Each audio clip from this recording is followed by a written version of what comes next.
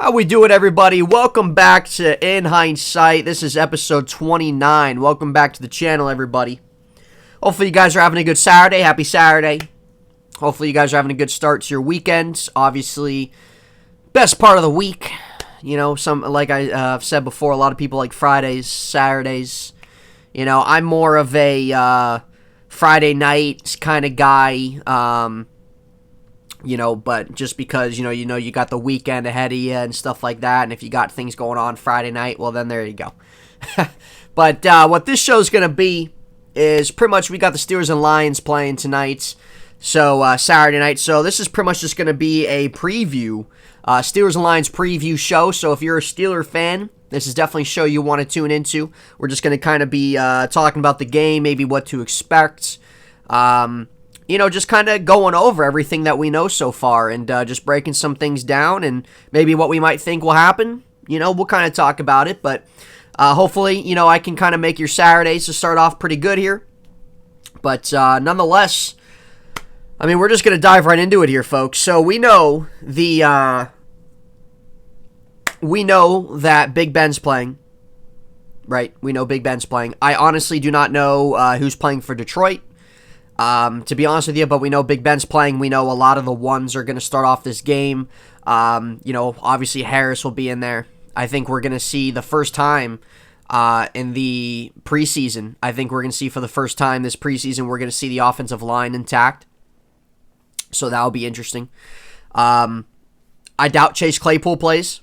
He had a ankle injury in practice, which a lot of people were freaking out about because nobody had any idea what happened, but thankfully that he's okay.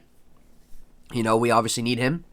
But yeah, so it's just really going to be a lot of the ones are going to play defensively. Obviously, TJ Watt isn't going to be there.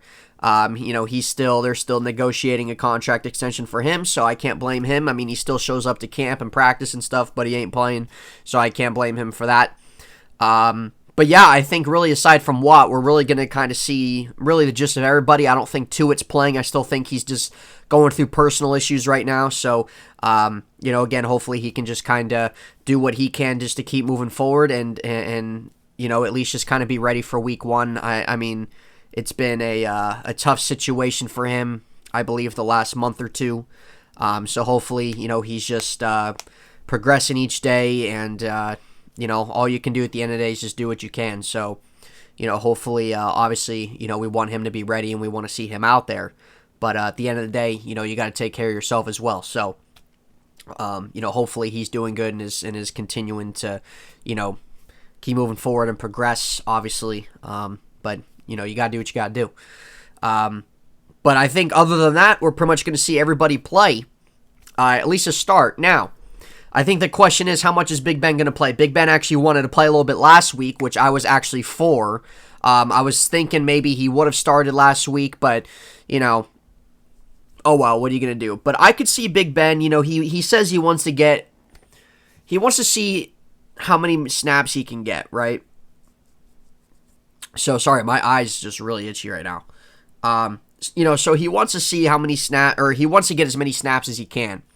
So I think, usually what we see with Big Ben is that he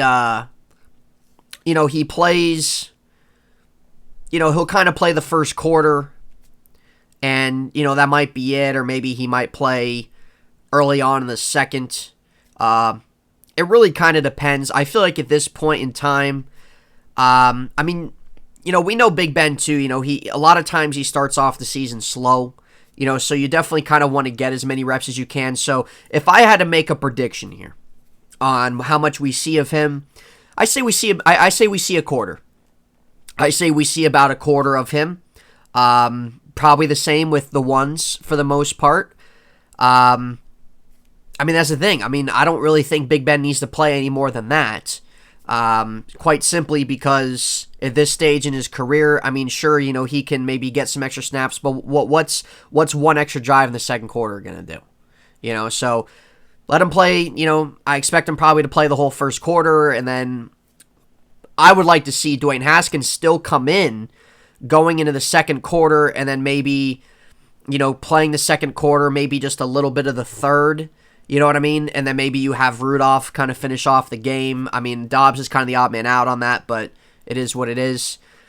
So I would like to see, once Ben's done, I like to see maybe Haskins kind of come in and still maybe get some reps with the one guys. You know, not saying Harris has to be in there, but, you know, maybe, you know, Juju's still in there a bit, or Washington, Deontay, you know, still some of the O-line. You know what I mean? Still get some reps with the ones that he hasn't gotten yet. So I would like to see that. Hold on one second. If you guys hear anything, I'm just adjusting the mic right here. Okay. So I would like to see that, but, I mean, who knows? You know, time will tell on that. But I think, like I said, I don't really know who's all playing for Detroit. I'm assuming Jared Goff's probably going to play. I'm assuming some of their ones are probably going to play. But really offensively, I think really what we can expect is maybe a full quarter from Ben, a full quarter from Harris, you know, a full quarter from maybe a couple of the O-line guys, maybe a full quarter from Juju. But I think other than that, I mean, I think, you know, Freiermuth will definitely get some time. I think you can keep Ebron in there. You can probably keep Washington in there as long as he's practicing, so I don't know why he's not playing. I don't know why he wouldn't play. Deontay, you can probably give him some more reps, some more time. So that's what I'm saying. You know, hopefully with Haskins coming in, he can still get some of these ones that he can play with. So that's definitely possible that he would come in after Ben, which is what I would do. And then defensively, I expect a lot of the guys to probably play a full quarter, and after that, you can probably get really a lot of them out of there. You know, maybe you give Devin Bush a little bit more time, maybe. You know, Joe Schobert, he's going to be ready to go, so that'll be interesting. I think really that's the thing. Like, I honestly, after the first quarter, I don't really think we're going to see really many of the ones on defense playing. And I don't really think you need to. I mean, I think, you know, we'll probably see James Pierre get some more reps. We'll probably see Cam Sutton get some more reps. Joe Hayden, you know, will obviously get some time and he'll be done. Same with Minka. Edmonds probably. You know, Schobert, I mean, he'll probably only play the quarter. Bush, maybe you could give a little more extra time to, possibly. Highsmith, I probably see a quarter. Ingram, probably a quarter.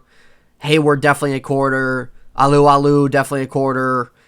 So that's really probably what we're looking at.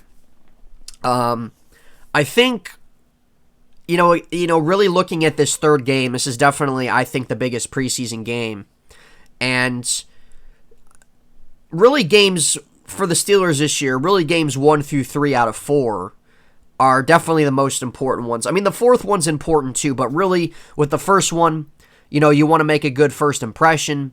And with the second one, you kind of want to build off that performance. Or maybe if you didn't get many reps, or maybe if, you know, you want to be able to bounce back in that second game. And then that third game, you know, maybe you might not get as many reps simply because you have starters playing, right?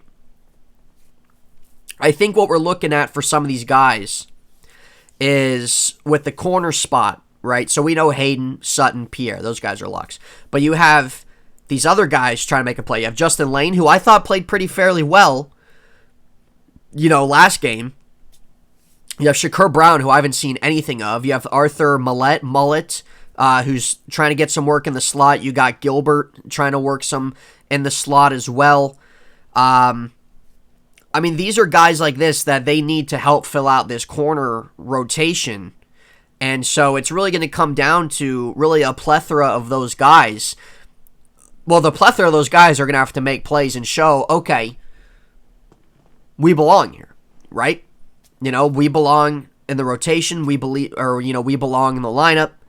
And so really out of all these guys, there's probably going to be 2 that probably make it. Now, there might be some that make the practice squad. That's possible.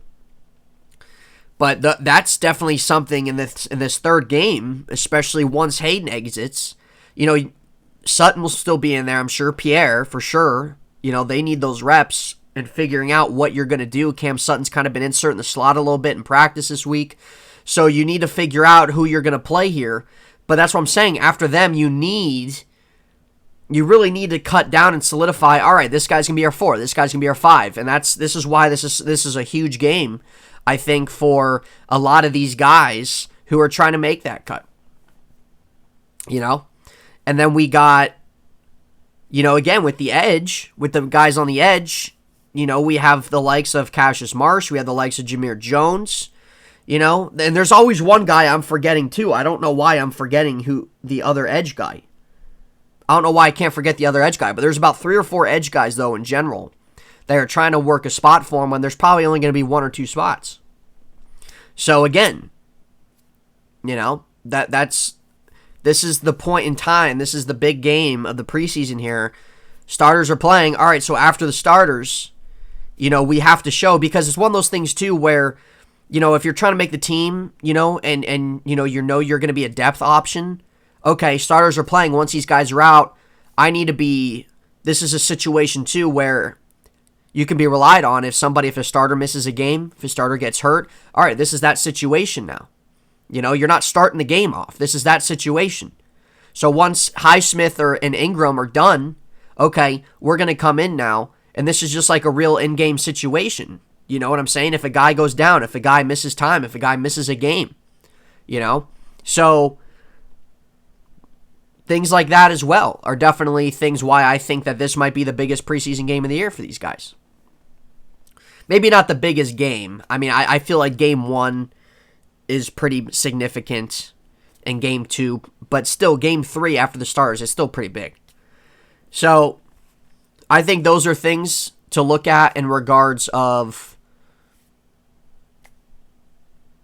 position battles, and I guess kind of, you know, really the situation these guys are going to be in, you know, during this Lions game. Now, if we're looking at safety, we have Minka and Edmonds obviously locked in as the starters, but behind them, you know, you have Miles Killebrew, but he's a really big special teams guy. You know, they signed Lafayette Pitts, you know, but I don't really see him honestly making the team. Maybe he might be on the practice squad. He had a pick last game. He played the ball fairly well, pretty, you know, really good on that. You know, it's not the deepest position either at safety. You know, you got Trey Norwood back there who will probably make the team. You know, oh yeah, another corner too, Antoine Brooks. So he's back. He's been getting some time in slot, but, you know, that's the thing. Like, I don't really know how the Steelers really view him either. You know, I think that he's a versatile guy, you know, but again, he's going to be a guy too who's coming off an injury that really needs to make, you know, really need to make a play in the third game of the preseason, you know. So, again, safety, you are a little thin at safety, I guess. Defensive line, you know, Loudermilk and I think Henry Mondu, I mean, they've been having some good camps and some good preseasons. Chris Wormley's still there. Carlos Davis has been getting a lot of praise from Mike Tomlin. Isaiah Buggs is there. So again, you have 3 starters, and you're probably going to keep what, two extra guys probably, you know. So again, who are going to be those guys? I mean, you have a 5-6 man battle here. So that's going to be another situation too. Once Hayward and Alu go out, you're going to have to, you know what I mean? You're going to have to figure out how you're going to fill that out.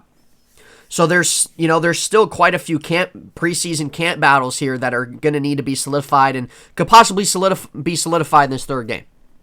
Because that's the thing, after this third game, cuts are going back down. I believe cuts are going to 75, and then it's going to go from 75 to 53. Or it might be from 85 to 80 and then 80 to 53. It's one or the other. But that's the thing. After this third preseason game, you're going to have, you know, your cuts, but then you're going to have the big cut down. So that's why I'm saying you're going to have to really have a big showing this preseason game. Offensively, one guy that I think could be on the brisk is Benny Snell. Benny Snell, he's been injured all camp. He hasn't played. Guys like Anthony McFarland has taken advantage of it. I think Anthony McFarland has solidified himself as the number 2 running back. Jalen Samuels had a pretty decent game, but Jalen Samuels as well, he's been on this team for 5 years now or so. I don't really know how much more, you know, you want to keep him around, and how, you know, how are you going to utilize him? Because you haven't really utilized him the last 2 years. So I wouldn't be surprised if Jalen Samuels is one of the guys that goes.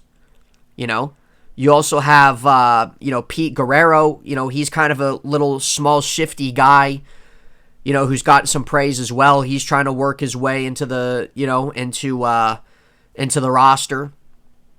It's not that they have a plethora of running backs that they're looking at here necessarily, but they have quite a few guys. And Benny Snell, who was really the number 2 guy last year behind Connor, and he's kind of been the number 2 guy the last 2 years. You know, this ain't really panning out well for him. He hasn't played. Hasn't been healthy. Now maybe he'll still be on there simply because he's been with the team. The Steelers can kind of they kind of know what he can do. Maybe he might be the third guy, but that's what I'm saying. Like, it's big. I think it's big for guys like a Samuels, a Guerrero, Trey Edmonds, whoever else they have in there at running back to really, again, take advantage of this because Benny Snell ain't playing. So that's another position to watch. A receiver, I don't really know. I mean, you have your 5, right, that you're going in with Juju, Washington, Deontay, Claypool, and McLeod. But behind them, they cut McCoy, the McCoy guy, this past week. But they still have Tyler Simmons. They still have, that's still out there. They still got, who else is there? They got him. They got, there's a few other guys. I can't remember who. I can't remember their names. But they have about 3 other guys. White is one. I can't remember a couple of the other guys' names. I don't know why. But, Rico Bussey, and then there's another guy. But nonetheless, though, that's what I'm saying. They got 4 guys here battling out for a 6 wide receiver spot. And the Steelers have kept 6 wide receivers over the last several years.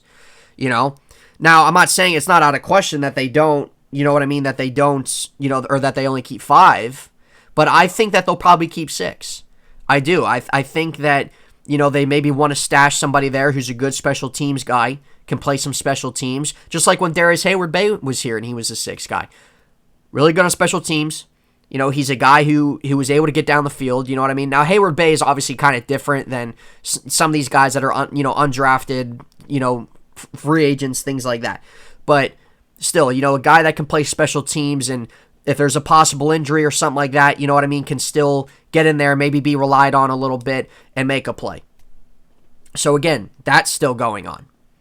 Tight end, I don't really think there's not really much going on there. I guess maybe Zach Gentry, Kevin Rader, you know what I mean? I think Gentry will probably get that 3rd tight end spot. O-line, now here's the thing with the O-line. Kevin Dotson played great against the Philadelphia Eagles. Did I not say this? I said this last week's show. Kevin Dotson's going to start week 1. Kevin Dotson had some injury problems to start. You know what I mean? Tomlin was wanting to really motivate him, amp him up, and that's why he was saying, Kevin Dotson, isn't a lock to be the guy, but we all knew he was going to be. He's their best offensive lineman. He looks great to me. He looked great in the Eagles. He looked great. So you're going to have Okorafor, Dotson, Kendrick Green, Trey Turner, and you're going to have Zach Banner. That's the projected starting offensive line this year. Now behind them, you have Dan Moore, who has been, I think, fantastic in preseason so far. So he's going to be a backup tackle. You're going to have Rashad Coward probably as a backup there, B.J. Finney. But now you have guys like J.C. Hosner. You have guys like, you have a couple other guys. You have Joe Haig, who's just, I think Joe Haig's been terrible, in my opinion. And then you also have, I think they have another guard. I believe they have another guard somewhere. I'm blanking out on some of these guys' names right now. But, so that's the thing. You have your 5. Dan Moore's a lock to make it for sure. Dan Moore, like I said, he's been absolutely fantastic. Aside from Dotson, he's been their best offensive lineman this preseason. But I'm guessing they probably just want to keep getting more out of him and stuff like that. BJ Finney, I'm assuming he'll make it probably because he's been on this team. You know what I mean? He wasn't on the team last year, but he was on the team for quite a few years, and he was a pretty reliable, he was a pretty reliable extra guy. So BJ Finney, I'm assuming will probably make it. Rashad Coward, I would think would make it. He was taking first team reps before, when Dotson was kind of out. BJ Finney can play some center as well, so maybe he'll be a backup center. I mean, does Hosner make it? I really don't know. And then you have, you have a couple other extra bodies in there as well that are trying to, make a play. You got Joe Haig still as well, who they signed from Tampa Bay in the offseason. So again, you have 5 starters. You're probably going to keep 3 extra guys to make 8. So, and you have 3, 4, 5. You got like 6 other guys in there. You know what I mean? And so that's going to come down to the cut downs too. So you have, you have corner, which there's still multiple battles going on in corner right now. Edge, I think really it's just a spot for one or two extra guys, so you still have a battle there at edge.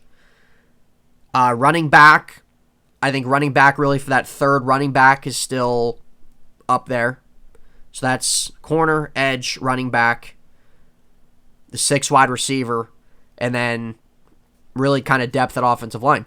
So you still have pretty much 5 camp battles really going on. Quarterback, I don't really want to say quarterback because we know like who's making the team, but I guess it's a matter of who's the backup. But really, you have 5, and that's what I'm saying. You have this third preseason game now where the starters are playing, and once the starters are done, this is your time and your opportunity, to really take advantage because you have cuts the next day, which are going down 5+ cut guys. So especially if you're somebody who's maybe had a so-so camp or has missed some time with injury, this is your time.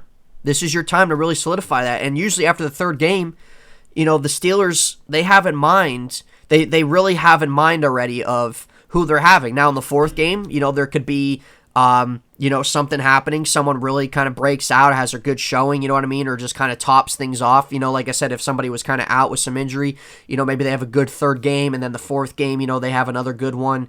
But really after the third game, the Steelers really, for the most part, kind of have in mind on who they're kind of looking at, who they think's probably going to be there. So that's what I'm saying. You really want to make a great impression here after the third game for any of those who are in those camp battles, and we'll see what happens. It'll be interesting. It really will.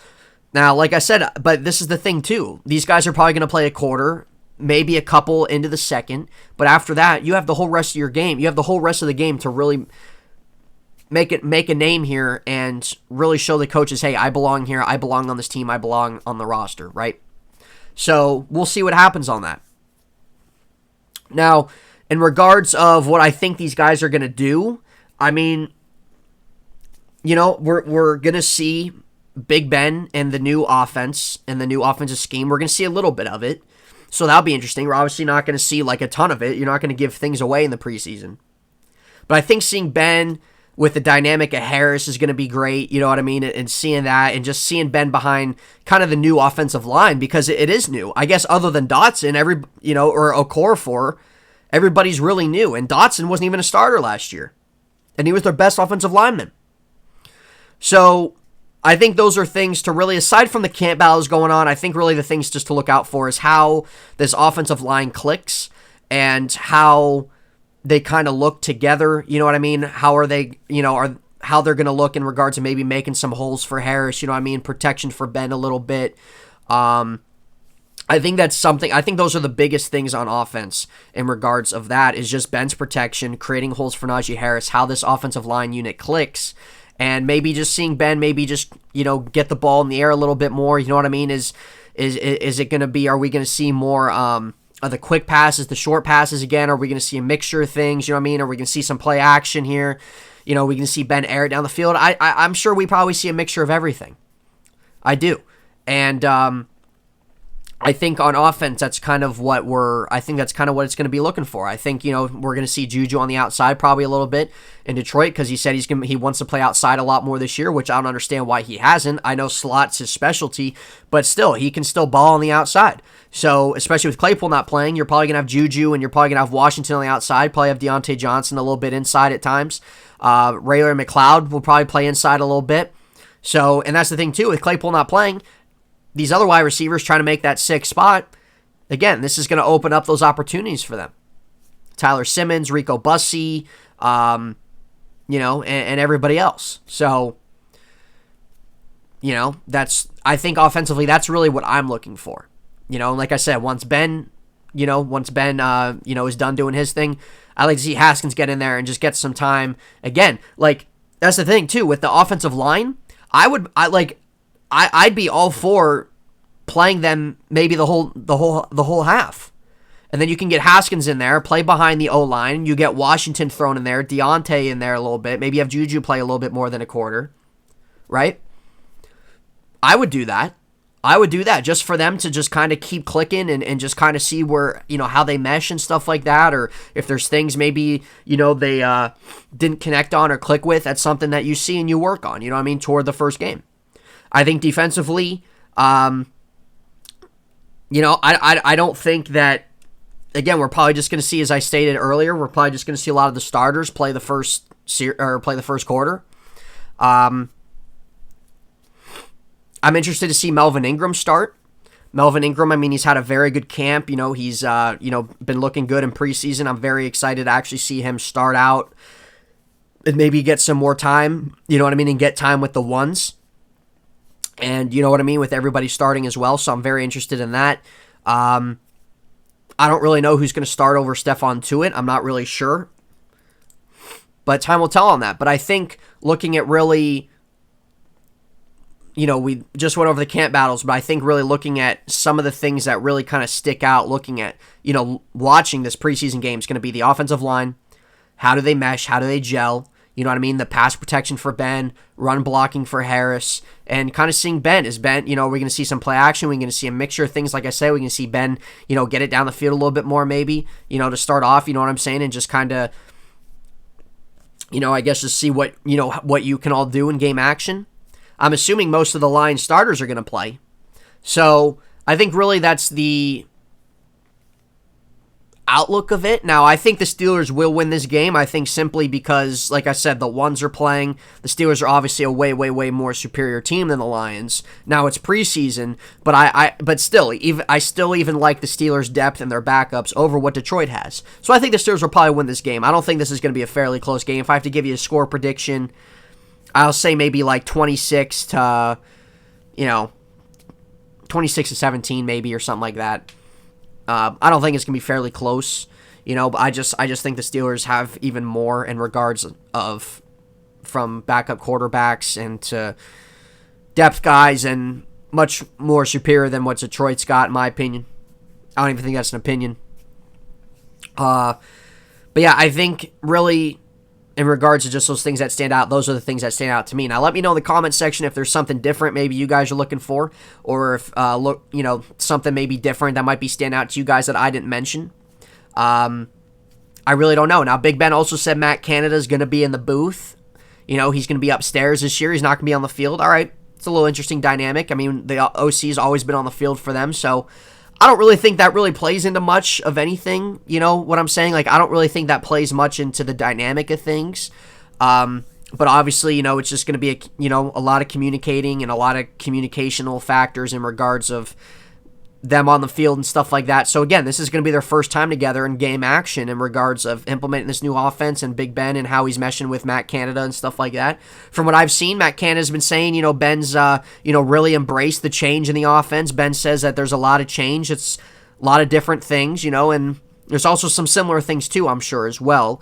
But this is definitely going to be the interesting thing, I think, that's going to stand out the most in regards to watching the offense play as well, just seeing the new system, you know what I'm saying, and seeing, maybe a glimpse of, what's different, stuff like that to come for this upcoming season. But there's also going to be a ton of other games played Saturday. We got games tonight and things like that, but Steelers and Lions is in Heintz Field, and I don't even know what time that starts. I'm guessing probably 7:30 is my guess. I think that's the time the last game started.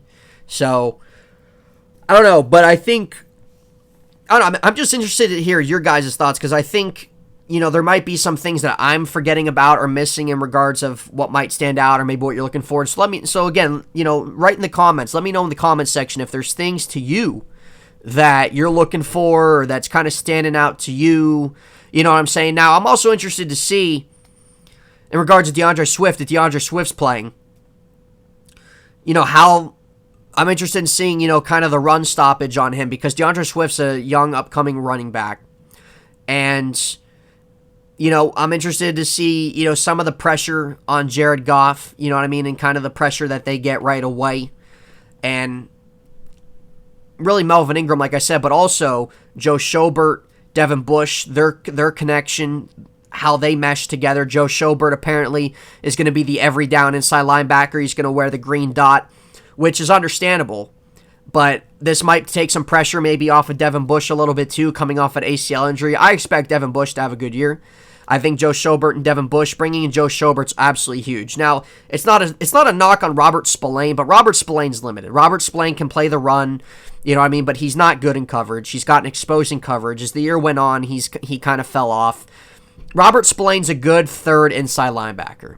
Not a guy who's an every down guy, not a guy you're relying on to be there every other down, but a guy there that, you can bring in if you're bringing somebody off the field, you know what I'm saying? Or if there's a certain look, you know what I mean? A guy who, if you're bringing him in maybe on a big run stoppage play, things like that. Joe Schobert's a great coverage guy. Devin Bush, I think, is going to keep getting better in coverage. But I think that dynamic definitely has the ability to be one of the best inside linebacker duos. And as long as Devin Bush is staying healthy this season, I think a lot of good things can really come out outside of them on the inside. I really do. So that's going to be interesting as well to see Joe Schobert in action, to see him on the inside, to see him calling the things out on defense. So, I don't know. I mean, I'm obviously excited because we're seeing the ones and stuff like that, and we can just kind of see everybody mesh and gel, and like I said, the things that kind of stick out to me in regards to why these guys or in regards to these guys playing. But I think with Devin Bush and Joe Schobert, I think that's also one thing that I kind of forgot to mention in regards of, I guess aside from the offensive line and kind of, seeing maybe a little glimpse of the new offense and stuff like that, and what Ben does. And seeing Ben not hand it off to Harris, I'm very excited to see that. I'd love to see Ben hand it off to Harris, and Harris a nice 40-yard gain. That'd be great. That'd be great. But Schobert and Bush, I think, is another very interesting dynamic playing, going to be played up this year, and this happening and them playing together, I think is going to be very interesting. Joe Schobert, he's been a very reliable inside linebacker so far in his career. He's very good in coverage. He can get to the quarterback as well. So there's a lot of different dynamics you can play there. You can drop Schobert back in coverage. You want to send Bush, drop Schobert back in coverage, have Bush sideline to sideline. Whatever the case might be, there's a lot of different things that you can do. Heck, you drop them both back in coverage, depending on, whatever play you're calling or whatever the offense is looking like, whatever you might be doing. I don't know. In a cover 3, cover 2, I really don't know. So there's a lot of different things, a lot of different dynamics I think you can play with both them. But that's going to be a very interesting dynamic throughout the whole year. You know what I mean? And just seeing how they both all really play. I think defensively, though, I definitely think the Steelers definitely enter the season. They obviously enter the year as a top 5 defense again. They had the best defense in 2019. They were finished top 3 last year. This year, they're probably going to lead the league in sacks again this year. If not, they'll be at the very top. I definitely think they can finish as the best defense. I think they have the best front 7 in the NFL. I think probably them and Washington, probably up there with the best front 7. I think the Steelers still have a very good secondary, obviously. Their defense will definitely finish one of the best again in the NFL. People's main concern, whenever people want to talk about the Steelers, the first thing they bring up is the offensive line, which I understand. I think what the casual person thinks about, I don't think they realize how much they kind of gained with David DeCastro leaving, and I don't think they realize all the new pieces in the offensive line. Now, I'm not expecting this offensive line to have a major jump. I'm very concerned with the tackle spots. I really like Kevin Dotson. I think Kendrick Green, him and Big Ben have really been gaining good chemistry in the offseason. Kendrick Green's a very athletic, physical center, which I think he will be pretty solid for them. Trey Turner's another interesting guy, former Pro Bowler, 5-time Pro Bowler, was hurt last year. He's coming in at 28 years old. He's 100% healthy. The tackles definitely concern me because Zach Banner, I haven't seen enough of Zach Banner in regards of a Steelers uniform and what this guy's been doing. I don't really get the excitement or the hype with the guy because he's just kind of really been a journeyman. But, Zach Banner's just kind of gotten better each year, and if he's healthy and everything like that, then I'm, all right, let's see what he can do. I hope he succeeds. Chuck Okorafor at left tackle. I thought he was all right at right tackle last year, but again, he's another guy as well that needs to keep growing. He was a former third-round pick a few years ago, 2-3 years ago. So this is his opportunity to really shine, to really solidify himself, and really take a leap forward. And I understand the concern still with the offensive line. I think it's just a question mark. I don't think it's fair to say that their offensive line's bad when it's a new offensive line. But at the same time, it's not fair either to say that the offensive line is going to be good when we haven't seen anything. So I think really to determine that, we have to wait and see. But I think there's promise offensively for this team because it's a new system. I do like the motion and stuff like that. And what Matt Canada brings to his offense, but I don't want to see it be overbearing, you know what I mean, or overdone, because teams will just, you know what I mean, teams are going to kind of figure it out more and stuff like that. I don't want to just see it be all the time. But I think that the offensive scheme and I think the play calling will definitely be an upgrade over what we've had the last 2 years.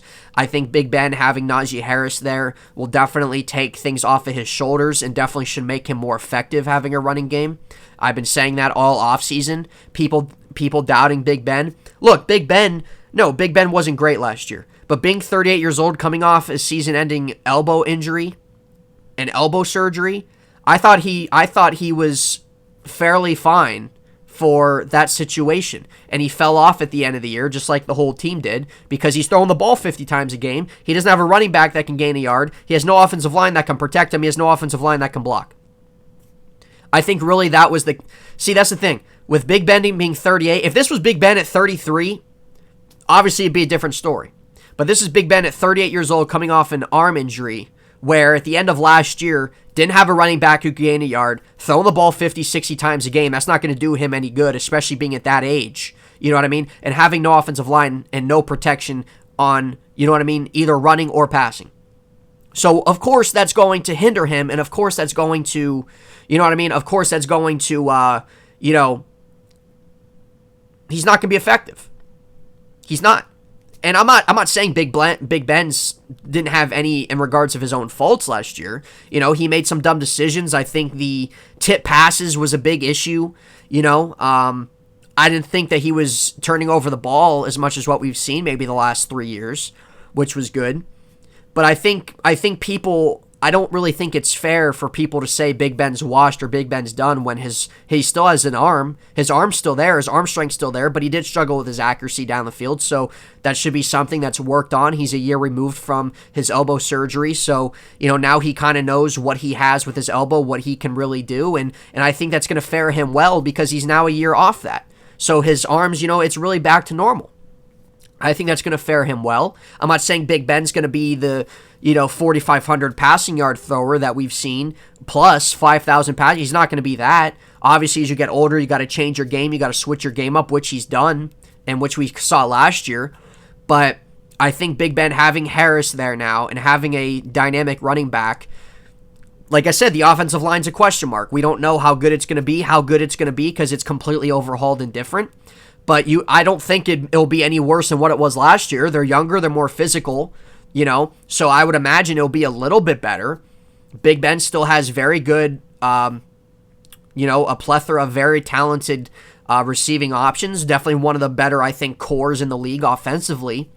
So I think, the pressure will be off Ben in regards of having to throw the ball all this time. He's going to have a running game, much more than he had last year.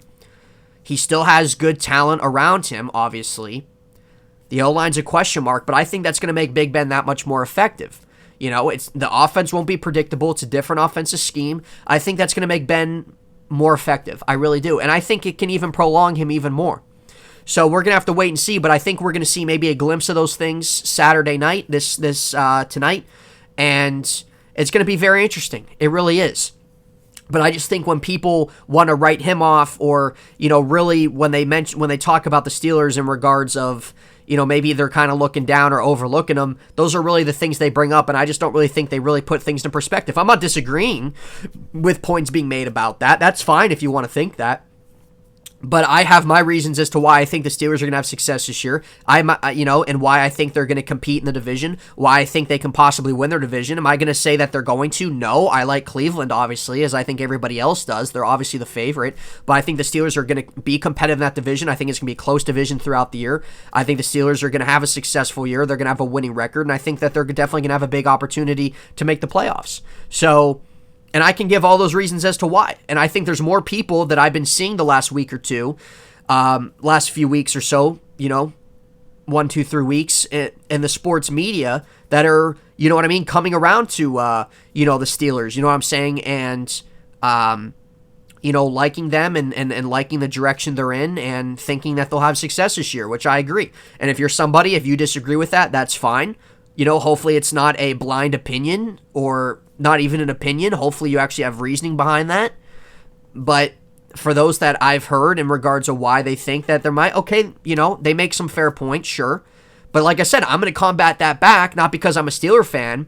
I'm going to combat that back simply because I think that everything that I have mentioned before, and I can even talk about now, but I'm not going to, because there's no need for me to. You can look back at the previous videos in regards to me talking about that. But I can combat that back in regards to why I think they're going to have success. And there's a lot of reasons I think that outweigh much more than just the couple reasons people bring up in regards to why they don't think so. So I'm expecting good things from them this year. I think so. I think they're a better team than what they were last year. And I think they're well equipped. I think they've learned a lot. They've obviously added in regards to things they needed to. So I'm very interested to see what happens. And hopefully TJ Watt gets that extension before the season starts. I hope Joe Hayden does. And that's the thing. The Steelers they just restructured Joe Schobert's contract. They're clearing out a lot of cap room right now for whatever reason. And, it could be a TJ Watt thing. It could be, for if there's a guy that gets cut that they like, that they want to bring in. I don't know. But they have quite a bit of cap room to work with right now. So we'll see if any moves are up Kevin Colbert's sleeve. But TJ Watt extension is definitely looming large here soon. Joe Hayden, I'd love to see maybe get an extension here. Minkah Fitzpatrick, I think it's possible, but I think probably after this year we're looking at the Minkah extension.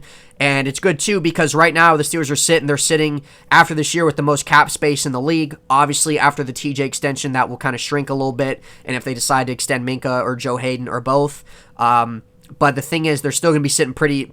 They're going to be sitting still very pretty in regards of cap room as well after this season, which is a breath of fresh air as a Steeler fan because I swear every single year they're always somewhat very close to the cap. You know what I mean? They have to restructure and move things around. So it's actually a breath of fresh air now that they're going to have a lot of room to work with. That they have a lot of room to work with right now, and they're going to have a lot of room to work with after this year. So that's very good. But that's going to be it, folks. That is the Steelers-Lions preview. Everything that we dove into, that we talked about. Camp battles, maybe things to look out for, things that stick out in regards of watching the game tonight. So again, if you're a Steeler fan, I know you'll be tuning into it tonight, and we'll obviously be recapping it, the following week. So, but that's the preview and things like that. Everything, I guess, that I'm looking for, things that stand out to me in regards to what I'm watching for, more so than other things in regards to this game. And we'll see what happens after this game. We'll see what the cuts are like, and we'll see if any moves are made. We'll see if a Watt extension is coming after the game or going into next week. I don't know. So we'll see what happens, but they need to get that done because obviously we need TJ Watt, man. Obviously we need him. But anyway, hopefully, like I said, that's going to wrap it up. So hopefully you guys enjoyed that. And you guys can follow me on Facebook at Heintz site, Twitter, Nate_Heintz, Instagram, Nathan_Heintz. Keep up with all things of the channel.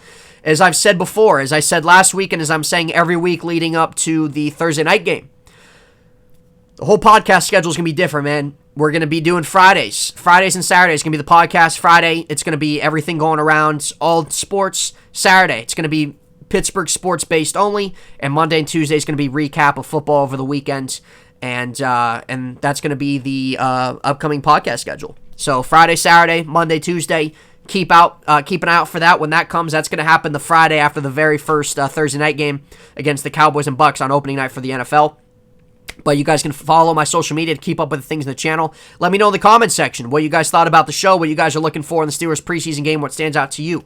Hit the thumbs up, hit the subscribe if you guys would like to. I'd appreciate that a lot. Just trying to keep growing this channel. We're definitely going to keep growing, keep expanding, keep implementing a lot of different things in this channel as time goes on. Just want to keep reaching Pittsburgh fans, sports fans of all. Regardless who you're a fan of, you're always welcome here. It's always fun to have debates, opinions, discussion. So, I would definitely appreciate that, and we'll be back here on Sunday. We'll be back here tomorrow talking as well some of the recap of some of the preseason games, and some news as well going around the sport leagues we'll be getting into, talking about. That'll be interesting, but thank you always for your support. You guys are awesome. It always means a lot to me, so hopefully you guys enjoyed this episode, and we'll see you back here tomorrow, but we'll see how the Steelers do tonight. So if you're a Steeler fan, including myself, here we go, Steelers. And we'll see if we get a win tonight. All right, guys. We'll see you tomorrow. Take care.